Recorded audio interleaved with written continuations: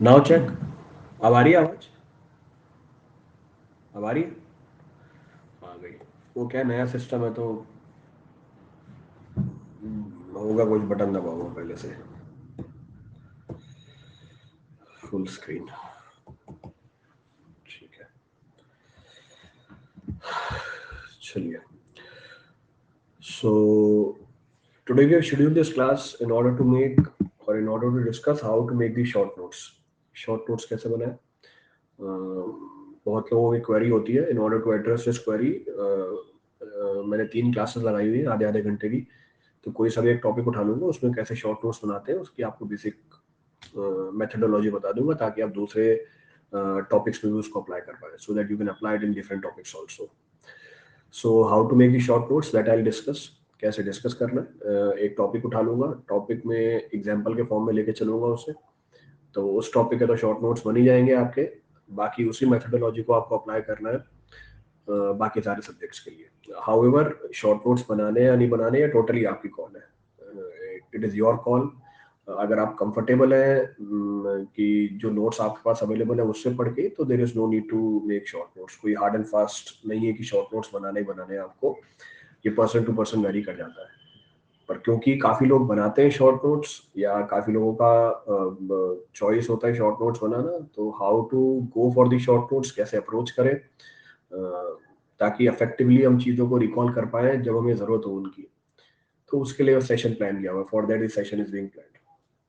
तो स्टार्ट करते हैं सेशन को। स्टार्ट करने से पहले बेसिक अनाउंसमेंट्स है। Your next combat is on 12th of December. आपका अगला कॉम्बैट 12th ऑफ दिसंबर को है। It is a scholarship test series. इसमें जो भी स्कॉलरशिप मिलती है उसको आप यूज कर सकते हो सब्सक्रिप्शन अवेल करने के लिए। Then on 12th month of subscription, additional 2 month is being provided. Then those who are preparing for ESE, उनके लिए revise India mock test launch किया है ESE प्रीलिम्स के लिए। इसका सिलेबस वही होगा जो आपके ESE प्रीलिम्स का है। 12 दिसंबर को है, 12 PM पे टेस्ट होगा। देन आपके ऐप के ऊपर सारे टेस्ट सीरीज के सेक्शन को एक्टिवेट कर दिया गया। Your test series section is being activated. इसमें टॉपिक वाइज टेस्ट भी है, सब्जेक्ट वाइज टेस्ट भी है, ग्रैंड टेस्ट भी है, मंथली बैच टेस्ट भी है और मॉक टेस्ट भी है। मंथली बैच टेस्ट सिर्फ प्लस वालों के लिए जिनका बैच बना हुआ है। Then on your app, raise a hand feature is also being activated, in which you can directly talk with the educator in order to get your doubts cleared. जैसे आप पहले मैसेज करके डाउट पूछ, बोल के डाउट पूछ सकते हो। Then those of you are selected in different examinations, उनके एक्सपीरियंसेस को शेयर करने के लिए नई सीरीज स्टार्ट करिए, चैंपियंस वीक। इसके 2 एपिसोड लॉन्च हो गए, यूट्यूब पे अवेलेबल है, तो वहाँ पे आप देख सकते हैं। There you can see it. Then on your app, ask a doubt feature is also being activated, in which you can ask unlimited doubt at any given point of time. आपको अपने डाउट की picture click करनी है, app के ऊपर upload करना है, जैसा भी डाउट होगा उसके हिसाब से स्टिपुलेटेड टाइम में आपको सॉल्यूशन मिल जाएगा। Then all the updates regarding the batches and the new features are available on your app. आप अपनी ऐप को चेक कर सकते हैं।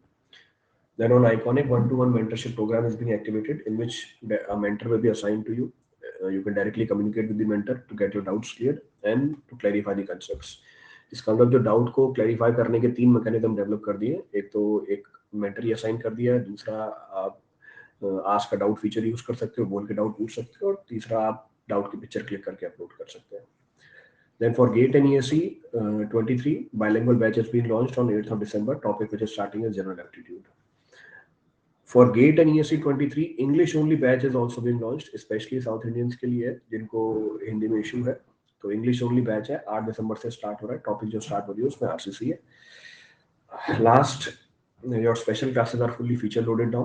They are more interactive in approach. You can participate in the polls for better understanding of the topic. Uh, all the notification reach to you so that you never miss a class. आप अपने lecture notes को download कर सकते हो। You can attend these classes anywhere at any given point of time. अब ये तो हमारे बेसिक अनाउंसमेंट्स है। These were our basic announcements. अब हम स्टार्ट करते हैं। Now I'll be starting with the discussion. अब बेसिक डिस्कशन स्टार्ट करते हैं जिसके लिए क्लास शेड्यूल की गई है। तो फर्स्ट पॉइंट, जब आपको ये बोला जाए शॉर्ट नोट्स बनाने हैं, you say we have to make the short notes, इसका मतलब ये नहीं कि आपको अपने नोट्स की साइज छोटी कर देनी है। तो कहने का मतलब ये है कि अगर 300 पन्नों की आपकी कॉपी है, A4 साइज का पेज है, 300 पेजेस आर देयर। तो जैसे एग्जाम से पहले आप 0 साइज की फोटो कॉपी करा के लेके जाते हो, बनाए वही 300 पेज, साइज छोटी कर दी उसकी, तो ये शॉर्ट नोट्स नहीं है। These are not the short notes. तो मेरे को इसी को रिप्लिकेट नहीं कर लेना, छोटा छोटा लिख के। शॉर्ट नोट्स का मतलब ये है, शॉर्ट नोट्स का मतलब ये है कि जो भी टॉपिक आपको पढ़ाया गया है, लेट सपोज टॉपिक को मैं लेता हूँ एक चैप्टर के फॉर्म में। जो भी चैप्टर आपको पढ़ाया गया है, चैप्टर पढ़ाने में लेट सपोज 2 घंटे लगे, 3 घंटे लगे या 4 घंटे इन्वेस्ट हुए, जब मैं उसको रिवाइज करने बैठूं, मेरा टाइम उसमें 5 मिनट से लेकर 10 मिनट से ज्यादा नहीं लगना चाहिए। विद इन 5 to 10 मिनट्स जब मैं अपने शॉर्ट नोट को देखूं, उस चैप्टर के बारे में सारी जानकारी निकल के आ जानी चाहिए। ये बेसिक एम होता है शॉर्ट नोट्स का। तो शॉर्ट नोट्स में आपके जो बॉटम लाइन होंगे वो मेंशन होंगी, या आप जब प्रॉब्लम सॉल्व कर रहे हो, पीवाईक्यू कर रहे हो, प्रैक्टिस क्वेश्चन कर रहे हो, अगर किसी प्रॉब्लम में आप फंस जाते हो या कोई एक नई प्रॉब्लम आई है जिसका कंसेप्ट आपके नोट्स में नहीं है, उसको आप मेंशन करोगे अपने शॉर्ट नोट्स के अंदर। तो शॉर्ट नोट्स का पर्पस ही है कि जितनी भी टिपिकल चीजें हैं, जितनी भी अनयूजुअल चीजें हैं, जितनी भी अनकन्वेंशनल चीजें हैं, जिसको हम बार बार अप्लाई नहीं करते हैं, उसको आप शॉर्ट नोट्स के अंदर डालोगे। That will be use the short notes, ताकि एक मेरा क्विक रिवीजन भी हो जाए और जो अनकन्वेंशनल चीजें हैं वो मेरे टिप्स पे भी रहे। तो इस चीज को बेस बनाते हुए हम एग्जांपल लेके चलते हैं कि शॉर्ट नोट्स कैसे बना सकते हैं, how the short notes can be made. तो मैं कोई सा भी एक टॉपिक उठा लेता हूँ, let us suppose raw water engineering है। अब 3 दिन लेते हैं रॉ वाटर इंजीनियरिंग के नोट्स बनाने हैं। रॉ वाटर इंजीनियरिंग के नोट्स बनाने हैं कब, अच्छा दूसरा पॉइंट, शॉर्ट नोट्स कब बनाने हैं आपको, when you have to make the short notes.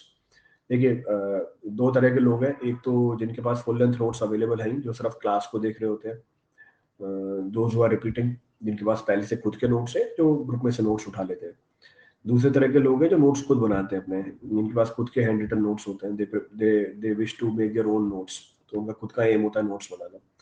तो दोनों लोगों के लिए ये बात वैलिड होगी, दोनों के लिए अप्लाई कर जाएगी। एक बार जब आप नोट्स बना लेते हो, एक बार जब आप पूरा टॉपिक पढ़ लेते हो, आपको शॉर्ट नोट्स उसके बाद बनाने हैं। कहने का मतलब है, जब तक आप उस टॉपिक को पढ़ोगे नहीं, आप एनालाइज नहीं कर पाओगे मुझे किन किन चीजों को मार्क करके रखना है फ्यूचर के लिए। इसका मतलब एक टॉपिक की इंपॉर्टेंस हमें तब तक पता नहीं चलेगी जब तक उस टॉपिक को पढ़ नहीं लेंगे। तो एक बार आपने क्लास में पढ़ा, या आपने नोट्स में रीड कर लिया उसे, या आपने खुद नोट्स बना लिए, इसके बाद आप इस पोजीशन में आ जाओगे ये हाईलाइट करने के लिए कि किन चीजों की रिक्वायरमेंट मेरे को दोबारा पड़ेगी जब मैं रिवीजन कर रहा हूँ। तो शॉर्ट नोट्स कब बनाने हैं, जब एक बार आपने वो टॉपिक पढ़ लिया है, when once that topic is being completed by you. और इनफैक्ट हमने तो डिस्कस कर ही रखा है रिवीजन का कि 20% टाइम डेली आप दोगे अपने रिवीजन के लिए। तो लेट्स सपोज एक चैप्टर खत्म होने में क्लास में हमारे को लगे 5 दिन या एक हफ्ता लेके चलते हैं, एक हफ्ते में हमने एक चैप्टर खत्म किया, आपने उसके नोट्स बना लिए या नोट्स पहले से थे आपके पास। जब क्लास में आपका दूसरा चैप्टर चल रहा है, आप पहले चैप्टर के रिवीजन कर रहे हो, when you are revising that first chapter, उस टाइम पे आप अपने शॉर्ट नोट्स बना सकते हो। तो जब मेरी पहली रिवीजन चल रही है, उस समय अपने शॉर्ट नोट्स प्रिपेयर कर सकता हूँ, क्योंकि मुझे पता है पहले चैप्टर के अंदर कौन कौन सी चीजें इंपॉर्टेंट है। तो किस समय बनाने शॉर्ट नोट्स, जब आप उसकी पहली रिवीजन कर रहे हो, यदि first revision of that particular topic is undergoing, simultaneously मैं अपने नोट्स भी बनाता रहूंगा, और ये नोट्स शॉर्ट नोट्स होंगे। जानकारी दे दी है, इसका मतलब पूरा पूरा मटेरियल आपको छोटा करके नहीं लिख देना है छोटी छोटी राइटिंग में, आपको पूरे मटेरियल को कंसाइज्ड फॉर्म में मेंशन करना है। जैसे एग्जांपल करते हैं, अब एग्जांपल के फॉर्म में मैंने उठाया raw water engineering. Red colour की पेन दिखती नहीं है ज्यादा, तो शुरू से ये यूज कर रहे हो। So engineering of raw water, so raw water engineering. अब मुझे इसके शॉर्ट नोट्स बनाने हैं, I have to make the short notes of the engineering of raw water. अब इसके रॉ वाटर इंजीनियरिंग में देखें, मोटा मोटा 5 या 6 सब्जेक्ट, 5 या 6 चैप्टर्स होंगे इसके अंदर। देयर विल बी 5 और 6 chapters of this raw water engineering. जैसे पहला चैप्टर आ जाता है इसका वाटर डिमांड, दूसरा चैप्टर निकल के आ जाता है सोर्स ऑफ वाटर, तीसरा चैप्टर निकल के आ जाता है इसका क्वालिटी ऑफ वाटर, चौथा चैप्टर निकल के आ जाता है ट्रीटमेंट ऑफ वाटर, और लास्ट चैप्टर जो है इसकी वो है distribution, pipes and distribution. So pipes and distribution network.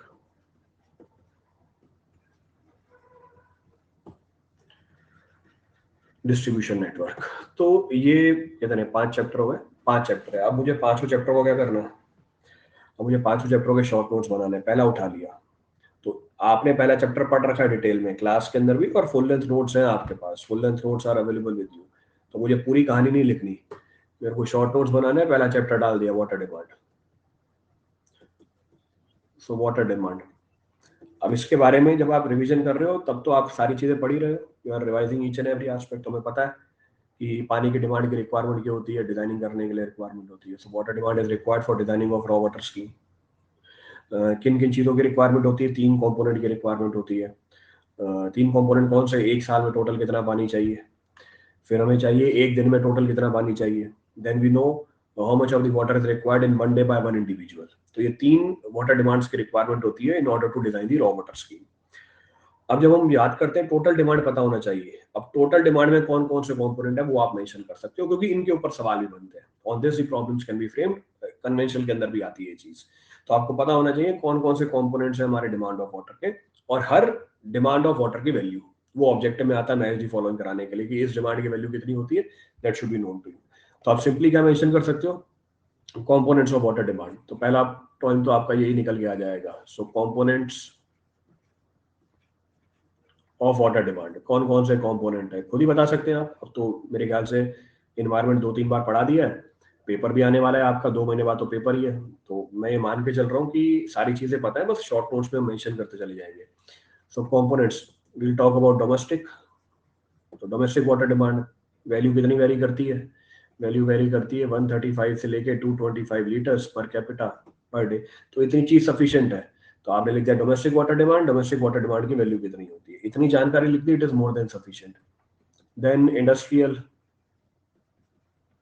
So industrial water demand value vary करती है 50 से लेके 450 litre per capita per day.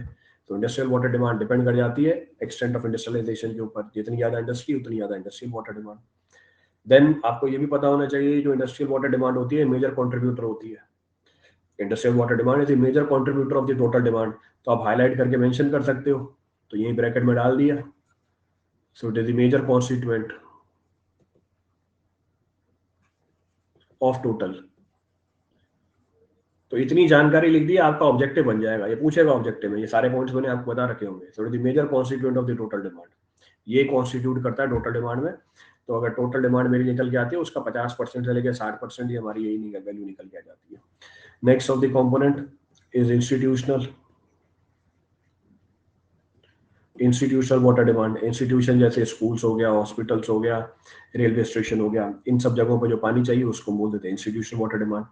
Value vary करती है 20 से लेकर 50 litre per capita per day. अच्छा, यहाँ पे इंडस्ट्रियल वाटर डिमांड में कई बार इंडस्ट्रीज के बारे में पूछ लेगा आपसे। In industrial water demand in some cases it is being asked, और पूछा जाता है। आपको हर इंडस्ट्री की वाटर डिमांड पता होनी चाहिए for different types of industry, वो भी नोट्स में मिल जाएगा आपको। तो पूरी एक टेबल है, टेबल अटैच कर सकते हो आप यहाँ पे। You can attach the table of different industries, her industry में कितना पानी चाहिए, या कम से कम इतना तो पता होना चाहिए कौन सी इंडस्ट्री में मैक्सिमम पानी खपता है, which of the industry requires maximum water. तो ये जनरल सवाल आते हैं इंडस्ट्रियल वाटर डिमांड से निकल के। तो दैट शुड बी हाईलाइटेड कि जब आप 5 महीने 6 महीने बाद दोबारा इस सब्जेक्ट को उठा रहे हो, कम से कम ये चीजें तो याद रहे हमें। Then we have water for public use. So water for public use, water for public use जैसे water required for washing of roads, water required for gardening, gardening के लिए पानी चाहिए, washing of roads के लिए पानी चाहिए, इसको हम किसमें डाल देंगे, पब्लिक यूटिलिटी पर्पस में डाल देंगे। वैल्यू वेरी करती है कहाँ से कहाँ तक, वैल्यू वेरी करती है। So water for public use taken to be 10 litres per capita per day. So water for public use 10 litres per capita per day, 10 से लेकर 20 तक वेरी कर जाती है वैल्यू। इसकी स्टैंडर्ड वैल्यू बता रखिए कितनी होती है, 5 से लेकर 6%। It is 5 to 6% of total demand. ये 5 से 6% निकल के आती है हमारी टोटल डिमांड का। तो कुछ भी एक स्टैंडर्ड वैल्यू ले सकते हो। और लास्ट हमारा क्या निकल के आता है, fire demand. So last of the constituent is fire demand, its value is taken to be 1 litre per capita per day. तो 1 litre per capita per day इसकी वैल्यू निकल के आ जाती है, या एम्पेरिकली भी निकाल सकते हैं। Its value can also be computed empirically. Empirically निकालने के बहुत सारे तरीके हमारे पास, there are several methods available to find the fire demand. अब जो छोटे मोटे एग्जाम है आपके, उसमें वो रिलेशनशिप भी पूछेगा आपसे, he will ask about the relationship की कौन कौन से मेथड अवेलेबल है फायर डिमांड निकालने के लिए। तो कौन कौन से मेथड अवेलेबल है फायर डिमांड निकालने के लिए, यहीं पे मेंशन कर सकते हो आप. सो और if you talk about empirical relationship, we have Kuichling. तो कुचलिंग फॉर्मूला होना चाहिए आपके पास आगे. देन वी हैव फ्रीमैन, तो Freeman formula. Then we have national board of fire underwriter, तो national board of fire underwriter. Then we have Boston formula, Boston formula. तो ये सारी चीजें होनी चाहिए आपके पास. All these empirical relation should be available you. Last method is GOI manual method. तो आखिरी तरीका क्या है, अगर कुछ भी नहीं मेंशन है हम हमारे कोड के हिसाब से ले लेंगे. हमारा कोड क्या बोलता है, हमारा कोड बोलता है 100 स्क्वायर रूट ऑफ पी. अच्छा, क्योंकि एम्पेरिकल रिलेशनशिप है, यूनिट्स का ध्यान रखना, अंडरस्टूड है, बताने की जरूरत नहीं है, ऑलमोस्ट हर क्लास में बोलता ही हूँ मैं कि जब भी एम्पेरिकल रिलेशनशिप निकल जाएगी take proper care of the units. अब ये तो हमारी डिमांड्स होती है, पर जब भी टोटल डिमांड निकाली जाती है लास्ट में हम क्या जोड़ देते हैं, we also add losses and theft in it. ये हमारी डिमांड नहीं होती है, this is not the demand. So losses and theft ये डिमांड नहीं है, but still we consider it ताकि हमारी डिमांड फुलफिल हो जाए. So that demand is fulfilled. It is 10 to 15% of total. अब नॉर्मल अगर आप क्लास देखोगे, ये सारी चीजें बताने के अंदर कम से कम मुझे 1 घंटा लग जाता है, 1.5 घंटा लग जाता है. मैंने अभी आपको ये 2 या 3 मिनट में आपको बता दिया. जब आप रिवाइज करोगे 2 से 3 मिनट में आप वापस रिवाइज कर लोगे. With in 2 to 3 minutes the entire revision will be completed. तो ये सारी पिक्चर आपके माइंड के आगे आ जानी चाहिए कि ये सारी चीजें इंक्लूडेड है हमारे डिमांड के अंदर. सो इसके ऊपर स्टार मार्क कर सकते हो. एक्चुअल में ये डिमांड नहीं होती है. In actual it is not the demand, but still be considered to fulfil the demand. Consider करते हैं ताकि डिमांड हमारी फुलफिल हो जाए. तो ब्रैकेट में मेंशन कर दिया, in real terms it is not demand, it is not the demand of water. Real terms में ये डिमांड नहीं है.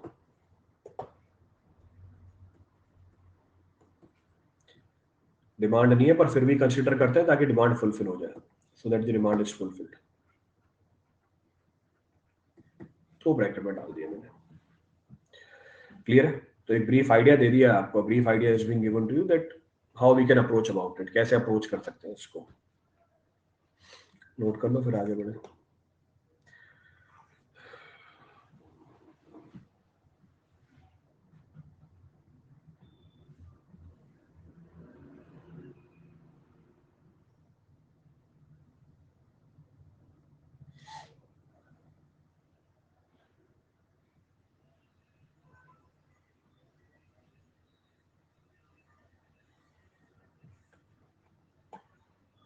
नोट कर लिए सबने. क्या आ रहा है बार बार बीच में.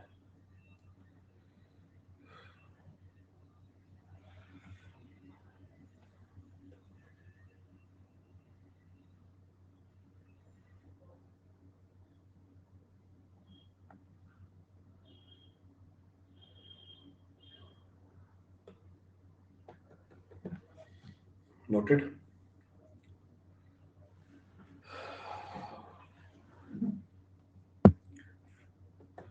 चलिए आगे बढ़ते हैं. नेक्स्ट, सो अगला पॉइंट आता है कौन कौन से फैक्टर अफेक्ट करते हैं हमारे वाटर डिमांड को. What are the different factors which affect demand of the water. Again very important. PYQ कर ही रहे हैं, देखा होगा सवाल आते हैं खूब सारे. तो जितने भी फैक्टर है कंसाइज फॉर्म में पता होने चाहिए और उनका इम्पैक्ट पता होना चाहिए हमारी डिमांड के ऊपर कि ये फैक्टर हमारी डिमांड को कैसे अफेक्ट करता है. So we talk about the factors, ये कंपोनेंट्स है वाटर डिमांड के. अब हम बात कर सकते हैं किसकी, factors affecting water demand. So we talk about factors affecting water demand. फटाफट बताते जाओ और इनका इम्पैक्ट भी बताते जाना. Factors affecting water demand. तो पानी की डिमांड के ऊपर क्या फर्क पड़ता है किस फैक्टर का. पहला, साइज ऑफ सिटी. सिटी की साइज, सिटी की साइज बड़ी होगी डिमांड भी क्या होगी, ज्यादा होगी. तो सिटी की साइज बड़ी डिमांड भी ज्यादा. तो size of the city, size of the city is more, demand of the water is more. अब रीजन आपको पता है, reason is known to you. शहर की साइज बड़ी है, पानी कहाँ खर्च हो जाएगा, पानी खर्च हो जाएगा हमारा वॉशिंग ऑफ रोड्स के अंदर, पानी खर्च हो जाएगा गार्डनिंग के अंदर. तो जो हमारा पब्लिक यूज का पानी है वो ज्यादा इन्वॉल्व होता है. जो लॉसेस और थेफ्ट है वो कंपैरेटिवली बढ़ जाते हैं. Losses will come out to be more, इसलिए हमारी डिमांड ज्यादा निकल के आती है. Demand comes out to be more. Next, extent of industrialisation. Extent of industrialisation, higher is the extent of industrialisation, higher is the demand. In fact ये तो सबसे इंपॉर्टेंट चीज थी, ये सबसे इंपॉर्टेंट पॉइंट था हमारा। It depends upon type of sewerage system, it depends upon types of sewerage system, किस तरह का सीवरेज सिस्टम है। Type of sewerage system, dry, demand कम, और वाटर बेस्ड, डिमांड ज्यादा। लिख दिया। तो ये भी एक तरीका है, it is also one of the method. Next, it depends upon what, it depends upon gentry. Gentry बोल दो, लिविंग स्टैंडर्ड बोल दो। Higher is the living standard, better is the gentry, what about the demand? Demand is poor. तो एक एक line में सारी बात खत्म होती जा रही, everything can be mentioned here. Next, it depends upon climatic condition. Climatic condition कैसी है इसमें मेंशन कर सकते हैं। क्लाइमेटिक कंडीशन हॉट है, डिमांड क्या होगी? ज्यादा होगी। क्लाइमेटिक कंडीशन कोल्ड है, डिमांड कम होगी।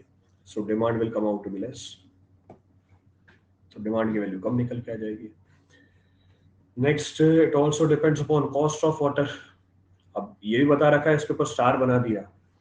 इट कंट्रोल्स व्हाट, ये डिमांड को कंट्रोल नहीं करता, किसको कंट्रोल करता है? कंजप्शन को कंट्रोल करता है, कितना कंज्यूम किया। तो वो स्टार ये बता रहा है मुझे कि हमने कितना पानी कंज्यूम किया। तो कई बार दोनों को अलग अलग पूछेगा तो अलग अलग बताएंगे, कई बार दोनों को सेम बना देगा, हम भी सेम बना के चल देंगे।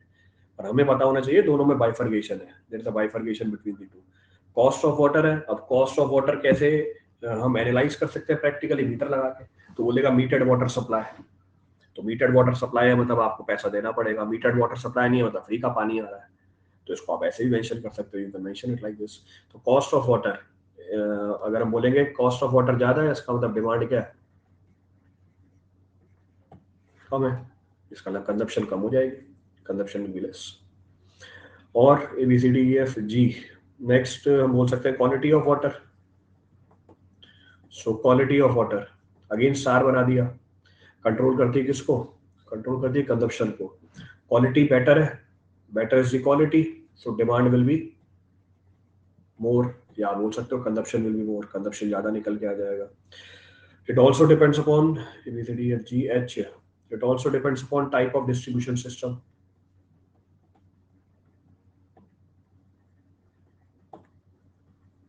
टाइप ऑफ डिस्ट्रीब्यूशन सिस्टम, कैसा डिस्ट्रीब्यूशन सिस्टम है? कंटिन्यूअस है, कंटिन्यूअस है, 24 घंटे पानी सप्लाई हो रहा है। So what about demand? ज्यादा, तो डिमांड ज्यादा मिलेगी आपको, सो demand will be more. Intermittent, तो डिमांड क्या होगी? कम होगी। फिर से कंजप्शन की बात कर रहे हैं, डिमांड तो वही रहती है। आखिरी point, I, pressure. Pressure in distribution system, higher is the pressure, demand की वैल्यू क्या रहेगी? ज्यादा रहेगी, demand will come out to be more. खत्म कहानी। यही सारे फैक्टर्स हैं, these are the factors. So an number of factors are there, सारे फैक्टर मेंशन कर दिए एक एक करके। अब ये आपके शॉर्ट नोट्स रहेंगे। जब आप फाइनली पेपर से एक हफ्ते पहले रिवाइज कर रहे हो तो मैं बस यही पढ़ के चला जाऊंगा, it is more than sufficient, सब कुछ है इसके अंदर।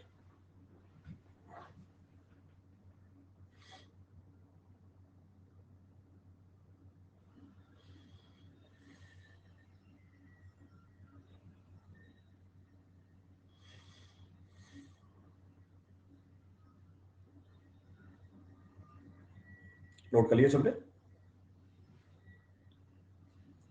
Has every noted? ये क्या चक्कर है, 13 मिनट पे आगे घड़ी रुक गई है।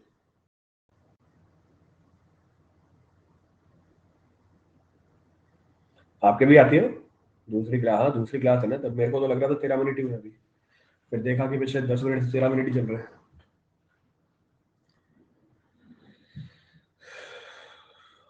आपके पास भी टाइमर आता होगा, you must be getting timer on your screen.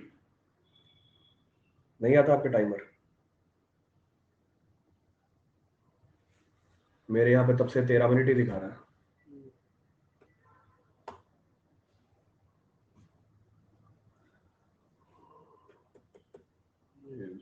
आज नया सिस्टम की वजह से। हाँ 35 मिनट्स हो गए हैं, बट मेरे को यहाँ पे 13 मिनट्स ही दिखा रहा है। चलिए कल कंटिन्यू करता हूँ फिर मैं उसको, कल कंटिन्यू, अभी दूसरी क्लास है आपकी। चलिए, थैंक यू।